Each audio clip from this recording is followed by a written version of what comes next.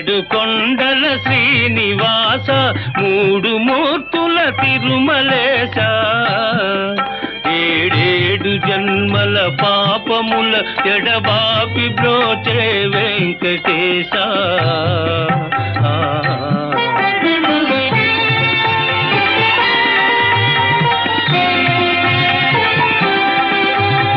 కోటికి పడగెత్తిన ధనవంతుడు